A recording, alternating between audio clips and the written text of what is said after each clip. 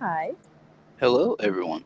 Happy Thursday. Oh my God. I have had a wild, wild week. Haven't we all? Well, I started out my week sick, unfortunately. Again, I'm feeling a lot better now, obviously. I'm like completely better. Um, I was running on like limited sleep yesterday because I didn't sleep much the night before because I had gotten sick. But I'm feeling good now. We're back in business, and I'm here. Glad you are feeling better, though. Yeah, thanks, man. So happy Thursday, everyone. I hope everyone's having a really, really good week. It is going to be hot here tomorrow. It is going to be very hot. Hmm. I'm not looking forward to it. I'm a little pumped up right now. Sorry, I had listened to some AC/DC before we got on. Oh fuck. So, Nice. so how's your going, Daystra? You know what? It was actually not too bad. That's good to hear.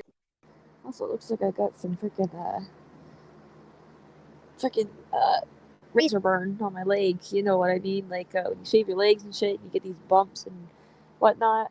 Uh, Yeah, like whenever I shave my beard and stuff, it's like I get really red. yeah, I've got some on my. I didn't notice that till now. I'll have to put some cream on it. Anyways, Completely. anyways, yeah. Oh, sorry, I got the hiccups. So let's tonight's episode, shall we? Now, I know we mentioned previously that we are done with the Billy Talent series, but we kind of left out something. Apparently, people don't know who or what or where exactly what Billy Talent is or who Billy Talent is. So we're going to take care of that for you. We're going to give you everything you need to know about Billy Talent. So let's talk Billy Talent. Um, I'm going to get into a little soft mode for a minute just at the start of this. I have been listening to this group since 2020 now. Obviously, 2020 is the year of the pandemic. A lot of uncertain times during that year. We didn't know how the future was going to be. We didn't know if things would ever reopen the way they are now in 2022. I'm kind of glad everything's kind of getting back to normal finally. Um, I feel like every person has that pandemic band or artist or music group, whatever you want to call it. Everybody has their pandemic group or artist that got them through the tough times. And Billy Talent is my group. They helped me through some of the darkest and lowest points of my life because the past 2 years were pretty much the lowest parts of my life, considering, the relationship I was in and just my uncertainty about graduation in 2020, which obviously did not go as planned, which kind of bummed me out and still affects me to this day. Billy Talent got me through a lot of my downfalls in life, and they have picked me right back up and kind of helped portray the person I am today. So, Billy Talent has a very, very, very special place in my heart. I talk about them constantly. I listen to them every day or every night religiously. It's just, yeah, I can't get enough of them. And I know there's other people out there that probably feel the same way I do about other groups, or maybe even Billy Talent. If you have that special group that has gotten you through some of the darkest and lowest points in your life, you must be grateful for them. Like you have to be. Like there's no like not wanting to thank your heroes for saving you or helping you get through your tough times. I hope you guys get what I mean. Like I'm just so forever, forever grateful for Billy Talent and the fact that I found them when I did. I wish I'd found them sooner, but life throws things at you at certain times when they think you need it. So now let's hear you, Dystro. When did you find Billy Talent? Oh, oh gosh, that was a long time ago. Um, I think I found them in 20. Oh wow, so that's I, quite a bit. That's quite a bit ago, like you said. I, I, I think because the only two I remember watching was River Below and Try Honesty. Oh no, Okay. and Fallen Leaves too. So there's three. Yeah, like all like the hit songs, the ones that kind of the ones that kind of shot them to fame, kind of thing. The Yeah, songs that they're mostly well known for. they're Um, great hits. yeah, which we'll get to in a little bit. So you've been listening to them since 2017. I found them in 2020.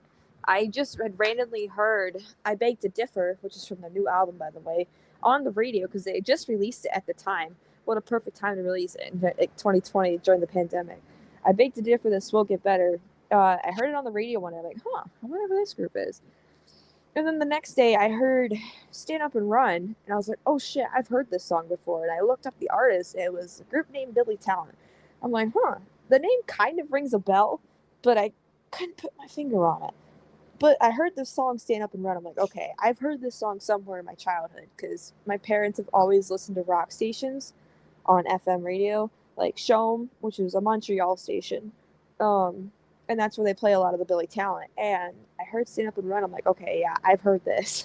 So I've technically kind of been listening to them my entire life, but didn't know till now. Well, 2020, of course. Right. And then it was just a freaking snowball effect from there. I just kept looking up songs, and yeah, here I am. So, Ta-da! Billy Talent is a Canadian group, of course. They're from a place I cannot pronounce.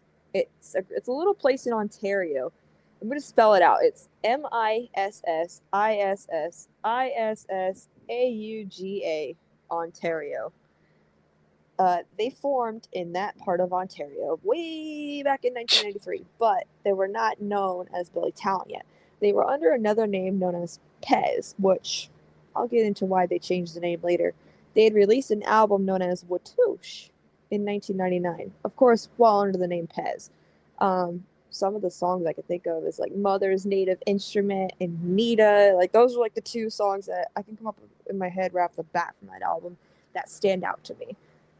That album, like Pez, like, so if we compare music here, so the Pez era of this group sounds a little bit different from Billy Talent era music. It was a little more aggressive, a little more like kind of like a more of like a punk vibe to it. Obviously, Ben was younger, obviously at the time. His vocals sounded a little more raw, I guess, more aggressive. It kind of sounded like something you'd want to play while you're surfing, kind of, in my opinion. I don't know if other people think that, but that's just my opinion. That's the vibes I get from Pez's Watouche. Now, that album you literally can't find anywhere. I have looked, and I guess some people have gotten their hands on it. Some really lucky collectors. I've always wanted to get Watouche, but I haven't been able to find it yet because uh, Pez, we'll call him, did not hit the mainstream under the name Pez. They hit the mainstream after they changed over to Billy Talent, which they had to do in 1999 due to legal disputes. Now, there was another group at the time, an American group named Pez. So they filed a kind of like a copyright claim kind of thing, and a few, and Pez, the Canadian group, had to change their name to Billy Talent. Now, I forgot my notes, but I wanted to find out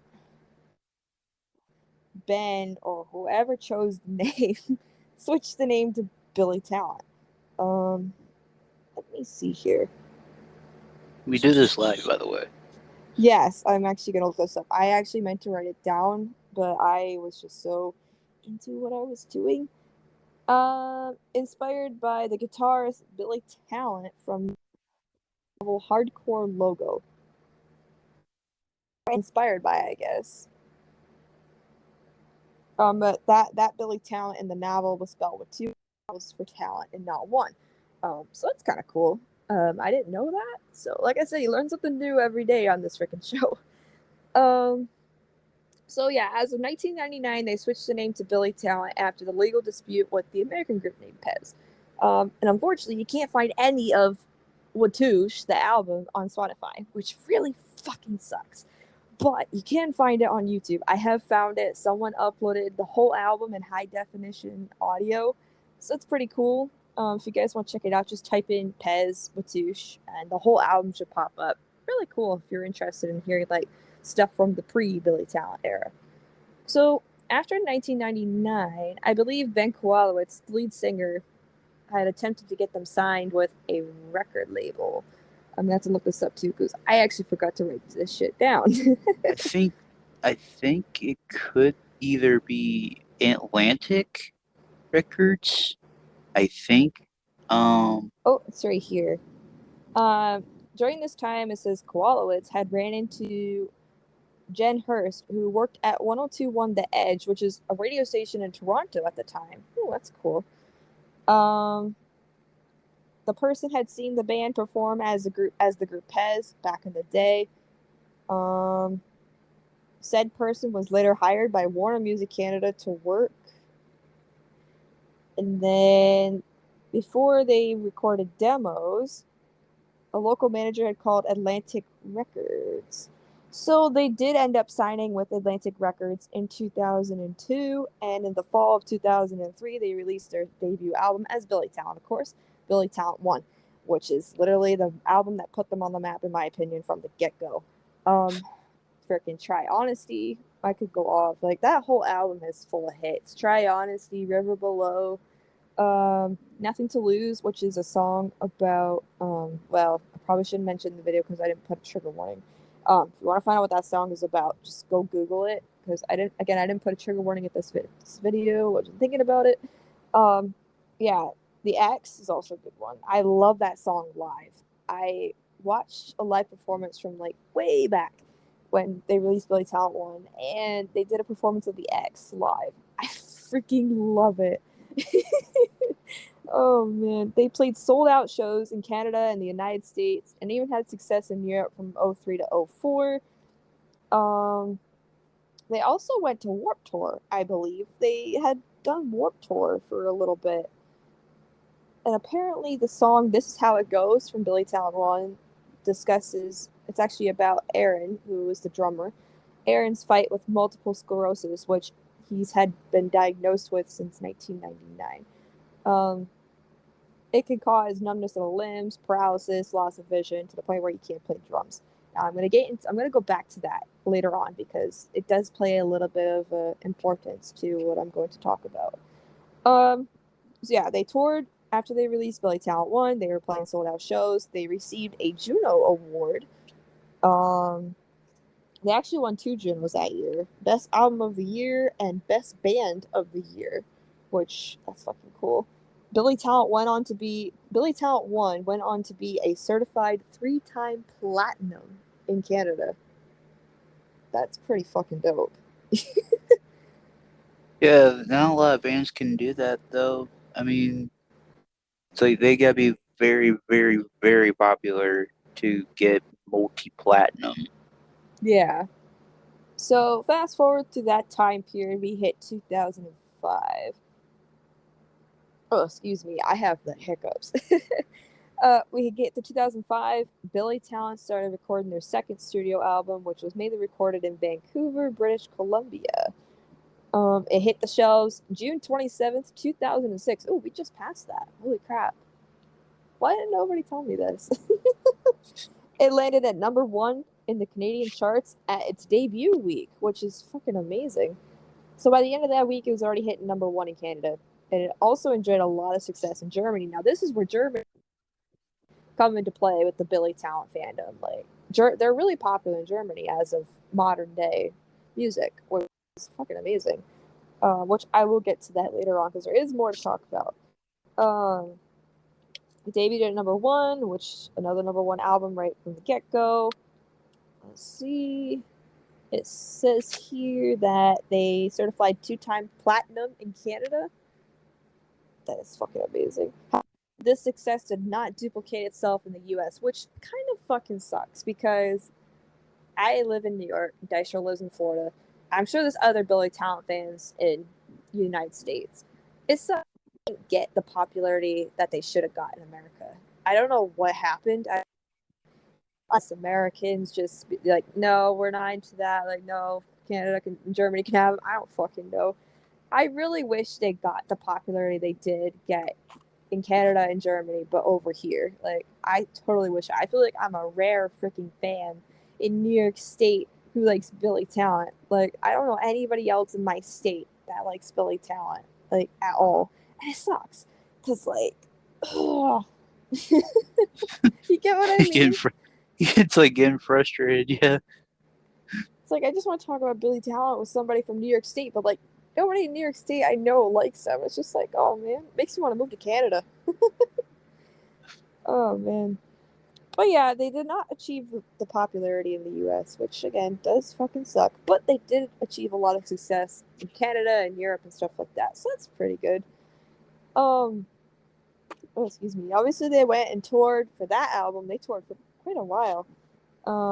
They went overseas and did a tour. They went to Quebec City. Um let's see here. Wow, they opened in 2008. They opened for My Chemical Romance in the US. Holy crap. That's Jeez. actually freaking awesome. That's fucking cool.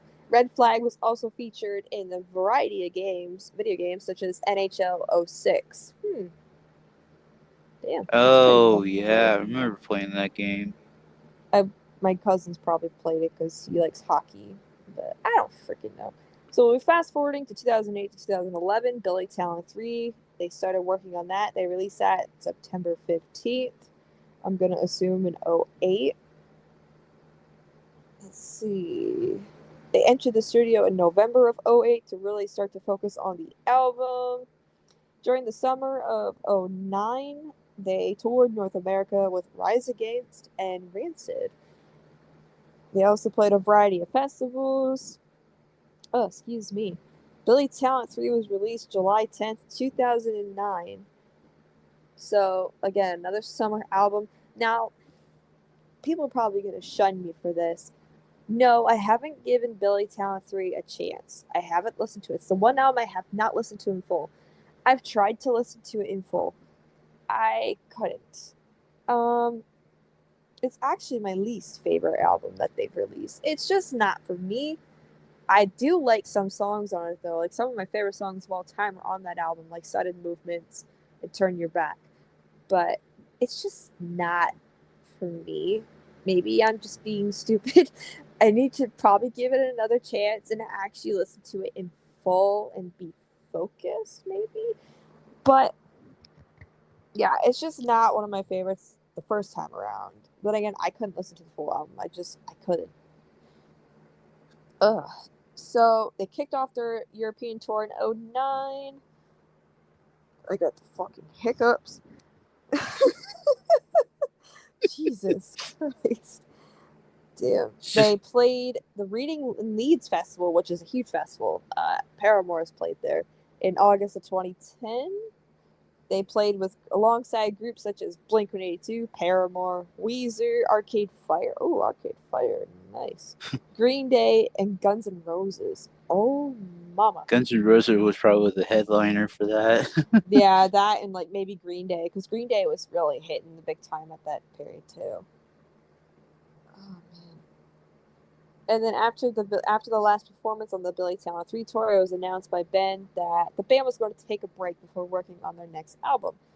Man, that must have fucking concerned fans. Like, if I was a fan in 2010 and hearing a band say they're taking a break, that's like, because like My Chemical Romance broke up, what, like 2012, 2013? Yeah, somewhere around there. Yeah. That must have fucking freaked fans out back then. So we fast forward after the break, 2012 hits. Or, yeah, 2012 to 2014, Dead Silence, which was their fourth album. They were not going to name it Billy Talent 4. This was their first album these days that was not going to be named Billy Talent something, something, or something, like, the number. This album is actually another one of my favorites of all time. I wish I had it in my possession. It's a really hard album to get. And I seem to find it anywhere from a trusted seller, at least on Amazon. Holy crap! So they the album known as Viking Death March, which is one of their biggest hits of all time. Um, that was released May 2012. They released the second single, Surprise Surprise, in August of 2012. They released the album Dead Silence on September 4th, 2012. Wow. So that album turns 10 this year on September 4th. Damn. We should listen. We should go. You know what we should do? You know how we did that for all the like the Billy Talent album ranking thing that we did on this channel?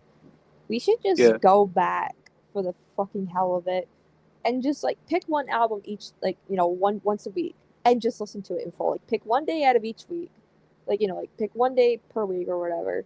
Spin a fucking wheel, like put all the albums on a wheel, spin the fucking wheel, and we'll put the hits album on there too, and just start plucking away and just listen to it all over again, just for the hell of it. The only albums we didn't listen to together was Hits and Billy Talent 3.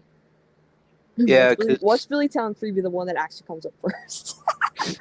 yeah, 'cause I listened to three by myself, and I thought it was good, but And I've listened to Hits by myself because I have that album. That was like the first Billy Talent album I bought on Amazon for like right. $14. I bought it, and I like that album. It has all the good stuff. And they put 2 exclusive songs on the Hits album that's not on any other album. Speaking of Hits, they released that album the following year, or 2 years actually later, August 22nd, 2014. They released Hits. Actually, no, it was November. Excuse me, November 2014. They released Hits. They announced it in August. They released 2 singles that were going to be on that album only: Kingdom of Zod and Chasing the Sun. Chasing the Sun's a really sad song, considering they had, I guess they had lost, they had some personal losses, you know, deaths, and I guess they wrote a song about it. It's one of their more mellow songs, which we're not used to hearing that from Billy Talent, you know. But sometimes you gotta roll the dice and just shake things up a little bit and try something new. Um, so that was released as a radio single, did not hit the chart until May 2015. So now we're into 2015. As of May 9th, 2015, the band had announced on Sirius XM Indies channel that they'd been in the studio for the past few months writing their new album. The new album was released in 2016. When was it? It was July 29th, 2016, known as A Freedom Heights. Now, this album, I did not like the first time I listened to it. I had to listen to it again a couple more times to really get the feel of it, which it sucks for me to say that, but like now it's like one of my favorite albums by them. uh Lily, I think most of my songs on my playlist are from the Afraid of Heights album, which is crazy. My favorite song right now is actually Rabbit Down the Hole. I fucking love that song. It's different. They definitely tried something new with this album. It was more of an experimental album, or one of their more experimental albums, I should say. They definitely did try a lot of different things with this album, and unfortunately, this album gets a lot of shun. I don't know why. I mean, I guess I can kind of see why I didn't like it the first time around, but like I actually really like it. But it sucks. It gets shamed a lot. Like everybody's saying that like that's their worst album. In my opinion, I like it. I like it more than Dead Silence. Excuse me, more than Billy Talent 3. I love Dead Silence. What am I saying? But what about you? Like, did you like Afraid of Heights when we listened to it together?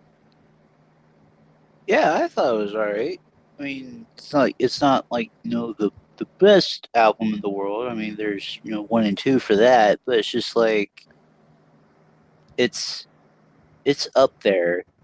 But there's just like there's so many albums by them that are like a few notches higher above it, but it's not like the worst in the world. Right.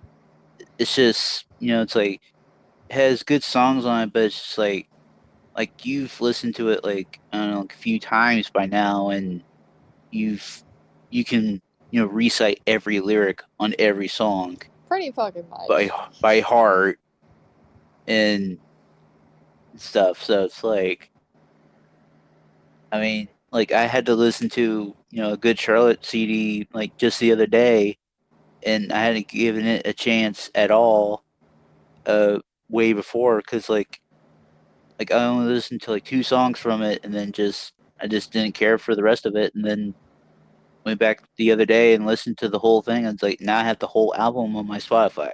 Oh, that's So dope. That's kind of what happened to me. I listened to Billy Talent too, because I hadn't listened to it fully yet, even though I bought the album. I didn't listen to it.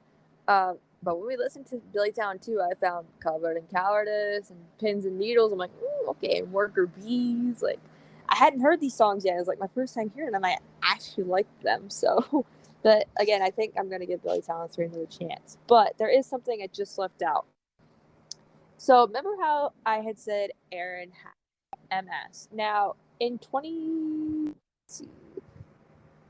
When was this? I believe it was 2015. 2015 into 2016, Aaron had announced that he had had another flare-up of MS. Going to be stepping away from drums. Now, Billy Talent is really good friends with another group, and they've also toured with this group, known as Alex is on Fire. Now, I have heard some of their songs on the radio, pretty fucking good. They just released a new song, by the way. Go check it out if you haven't already. I don't remember the name of it, though. So due to Aaron having MS, they brought in drummer from Alex is on Fire, Jordan Hastings. And he worked with Billy Talent on Afraid of Heights, and also Crisis of Faith, which I'm about to get into. Jordan's a really good fucking drummer, and they couldn't have picked anybody better to replace Aaron. Now, Aaron didn't get fired from the band. He didn't leave the band. He's still doing stuff with the band. He plays another role in the band right now, which is honestly cool. Like, they didn't just like kick him to the curb because he has MS. No, they kept him. They're like family. They kept him in the band and gave him another purpose to be in the band, which honestly, that's fucking cool. Props to Ian and Ben on that. And Jonathan, of course. We're going to fast forward to 2019 to present day. So we did not hear anything from Billy Talent up until 2019. In November of 2019, they released a new single known as Forgiveness 1 and 2, which would later be revealed to be the opening track on their upcoming record. Now, there had been rumors that before that they were working on something new, because, we hadn't heard from anything from Billy Talent in so long.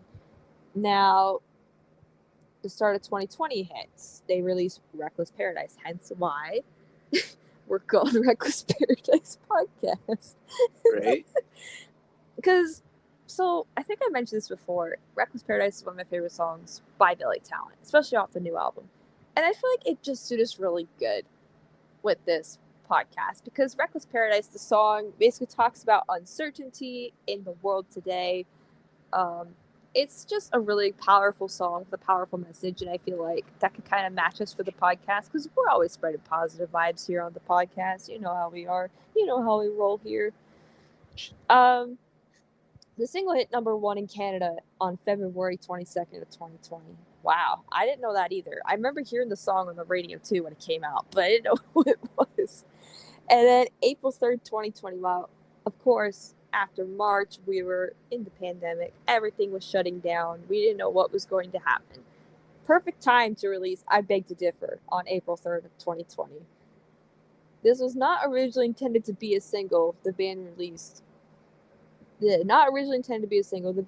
it as a hopeful yet bittersweet response to the delay and cancellation of many scheduled tour dates due to COVID. Honestly, it was the perfect time to release it, though. I'm not gonna lie, it was just very coincidental. It did give, like, that song in particular for me has a big impact on me, because it gave me a lot of hope that everything was going to be okay. And I still think that up to this day, that song is kind of what really got me into Billy Talent in the first place. Because again, that's like the first song that really stuck to me, that really stood out to me. I love the vocals, I love the guitar rhythm, I love the message behind it. Now, when it comes to me with music, I love the message behind songs and the lyrics. I really pay attention to that, and the vocals, of course. So that song really stood out to me, considering the time period we were in. I didn't know what was going to happen with my graduation, stuff like that.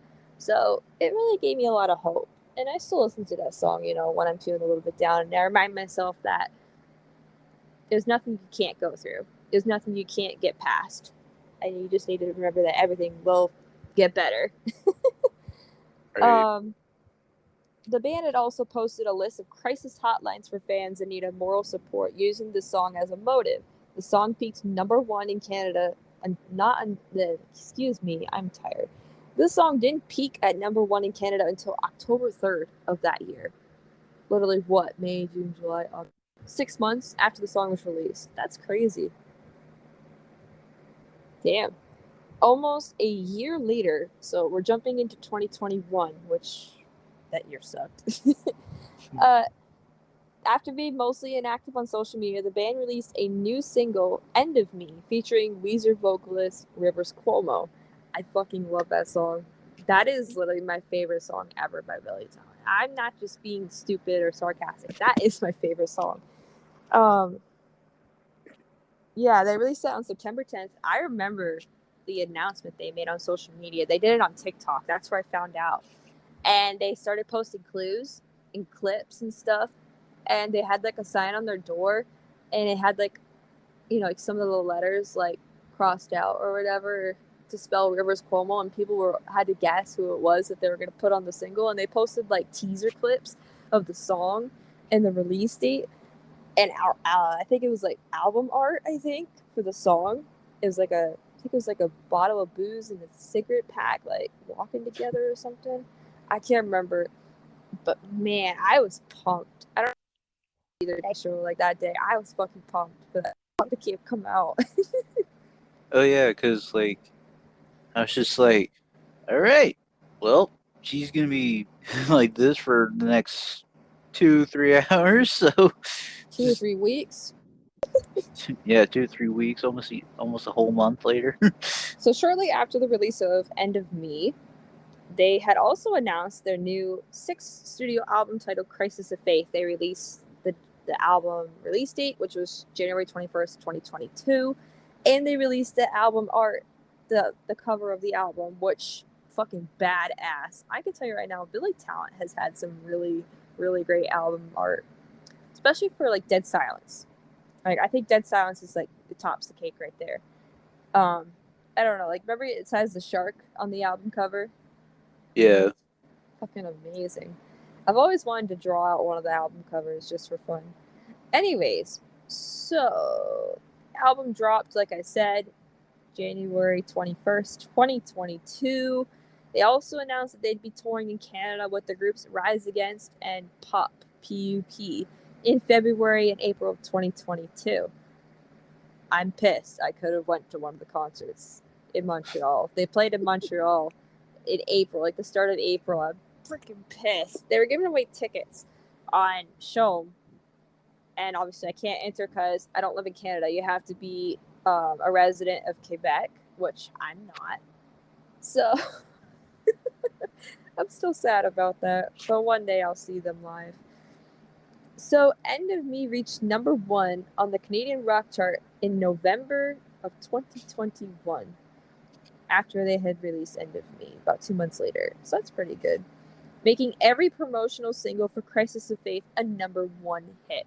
So Reckless Paradise, I Beg to Differ, This Will Get Better, End of Me, and Forgiveness 1 and 2 were all number 1 hits. Wow. This made for the band's most successful rollout of singles in their career. That's fucking amazing, if you think about it. Yeah. I mean, it's not like not a lot of bands can do that either. Like have a number 1 hit and then come out like a week or 2 later and then have another number 1 hit. And like And then wait come another out year and come out with another number 1 hit. right. Not a lot of bands can do that. I know, that's fucking amazing. So with this tour, unfortunately, Jordan Hastings could not tour with them because Alexis on Fire was going back on tour, and they needed Jordan back as the drummer. So they had to bring in another substitute drummer, whose name I don't know if I put that down. Let me check here. Let me see. Drummer Lowell, excuse me, Campbell of Winter Sleep. Loel Campbell. He's from a group known as Winter Sleep. He's currently filling the slot for the Crisis of Faith tour. The band was joined by Anti-Flag and Nobro for the first Canadian leg of the Crisis of Faith tour. Damn, that's pretty cool. Now, they did a song with Anti-Flag on Billy Talent 3 with Turn Your Back. They did 2 versions of Turn Your Back. They did one without Anti-Flag, and they did one with Anti-Flag. I haven't listened to that one yet, so I'm probably going to have to take a listen.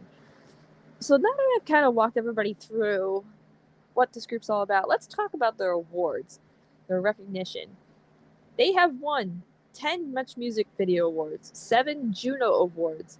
Since 2004, they are nominated every single year for a Much Music Video Award. That is fucking impressive. They're also the most nominated band in Much Music Video history. Now, the Crisis of Faith album that just dropped, it debuted as #1 in Germany and Switzerland, and debuted at #2 in Austria. Wow. Hey, it reaches people, man. It does. It does. Honest to God. Now, let's see here. What else do I have? Oh, yeah, I meant to mention this as well. In 2013, they released the 10-year anniversary of Billy Talent 1, which included some of the demo songs from Billy Talent 1, the demo tracks. So basically, the tracks before they became a song. So, like, the demo of Try Honesty is really good, by the way. I'm going to recommend that right now.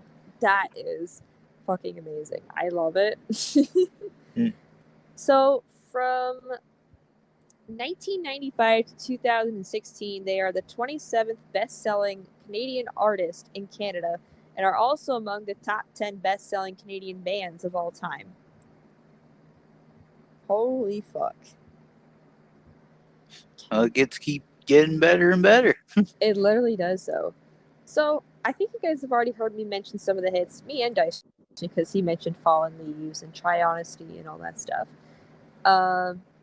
So there's Fallen Leaves, Red Flag, Rusted from the Rain, which is from Billy Talent 3, by the way. Really heavy track. I like that.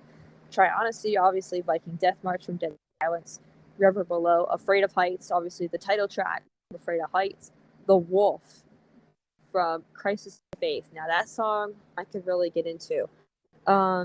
Basically that song was kind of dedicated to the lead singer Tragically Hip, Gord Downey, who had tragically passed away from, I think, cancer or some kind of chronic disease just a few years ago, and I guess they were pretty close to him. So they had wrote a song about death and knowing that you're going to die, and that song pulls my heartstrings all the time. I love that song. They play it all the time on show. It's definitely one of their more popular songs from this album. I'm really glad they released it. They had to get a whole ass orchestra for this song. Damn, that's crazy to think about. It is though. Oh, and Stand Up and Run is also another hit song I have down. Now, underrated songs. So, to shorten this video up a little bit, because I'm running out of time, I have a whole bunch of songs written down here, but I'm just going to pick 3. How about you go first? Like, think of 3 songs that you think are underrated by Billy Talent. Let's hear it.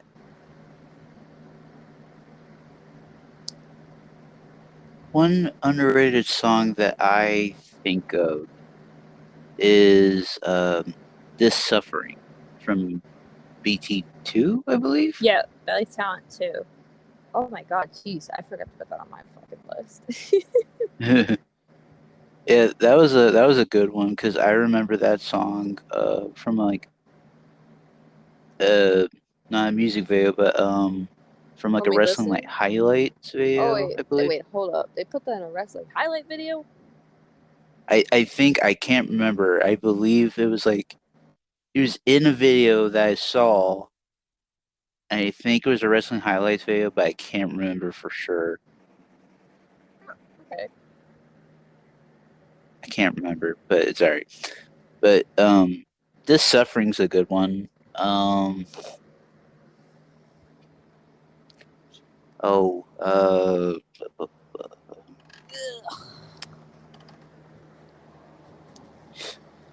Sudden Movements from BT3. Yeah, that's a good song. I'm not gonna lie, that's like one of my favorites. It's such a heavy track too. That's like my favorite part about it. It's one of them heavy, dark tracks from Billy Talent that you don't hear every day, and I don't think I've ever heard it on the radio either. So, okay, there we go. You still there, Dystro? Oh, I think we lost Dystro. Okay, so I'm just gonna start talking about mine. I have 3 that I can pick off right off the bat. I'm not gonna pick Sudden Moments because he fucking picked it already. Rabbit Down the Hole, which I had mentioned already. I love Rabbit Down the Hole. It has a different feel to it. It's a pretty long song. It's actually one of their longer songs, over 6 minutes. Like I said, it's one of their more experimental songs. It's actually about a pretty dark topic too. You guys can look into that later if you want. Oh, there's Dystro. But yeah, Rabbit Down the Holes from Afraid of Heights. But yeah, I actually really like it. It's kind of a darker song too. I don't know why all the darker songs are underrated. So that's one. I guess I'll pick another one and then I'll have Dystro do his last one. I'm gonna have to say "Perfect World" from Billy Talent too, because I can resonate with that song quite a bit, considering my experiences with my last one of my last relationships. Excuse me. Um, Perfect World basically about a relationship gone bad. That's basically the way to put it. It's one of those songs that doesn't get talked about enough for Billy Talent either. So like, yeah, and plus, like I said, I can personally relate to the song, so it makes it good, in my opinion. All right, Dystro, what about your final song? What do you got? I would say, "Chasing the Sun." Oh yeah, that one song from Hits. Did you actually listen to it? No, I haven't yet, but I need. You should. It's really good. It's pretty sad. Like I said, talks about dealing with death and stuff like that. Um, but yeah. So that's the. I got one more. I would say "Reactor" from Crisis of Faith. I feel like that's like the one underdog song on the album that doesn't get talked about enough. Um, it's about the whole George Floyd thing from 2020. If you guys know about the whole thing that happened, you know what I'm talking about. I People say it sounds like a Foo Fighter song, which I don't see that really. I just like it. It's really different from what we're used to, kind of with Billy Talent. Um, I really like the guitar riff. I like the lyrics. Some people are trashing the song saying the lyrics are not that good. I like the lyrics. It's pretty good. But yeah, when I first listened, well, when we first listened to Crisis of Faith when it came out, because we literally stayed up till midnight the night it was coming out, and we listened to it from start to finish as soon as it came out. And when I heard Reactor, I'm like, this is it. This is the song right here. This is my song. And I downloaded it super quickly, and I listened to it on replay for like the next month. Yeah, yeah, you did. Oh fuck. But yeah, so that's going to conclude Let's Talk Billy Talent. I hope you guys enjoyed, and if you guys stuck around to the very end, we greatly appreciate the support. Um, so yeah, at the end of this video, I'm going to put a link to, um, let's just put Try Honesty. Fuck it. We're going to go old school. We're going to put Try Honesty at the end of this video. If you guys would like to take a listen, go ahead. So this Sunday, as you guys know, Monday, July 4th, is the 4th of July here in America. So for this weekend's episode, we are going to discuss our summer traditions from past to present, of course, what we used to do as kids or even now during summer. So, do you want to put this in the nostalgia series? I wanted to ask you this off screen, but did you want to put this in the nostalgia series? Sure. All right, you heard it here, folks. Summer Days coming to you from Nostalgia Days. Yeah. So that'll be this Sunday. That'll be this Sunday if you guys want to hear about our whole summer shenanigans from when we were younger to now, of course. Be sure to tune in this Sunday for all the fun. Anyways, yeah, that's going to do it for tonight's episode. Thank you for listening. We'll catch you guys this Sunday. Bye. Bye.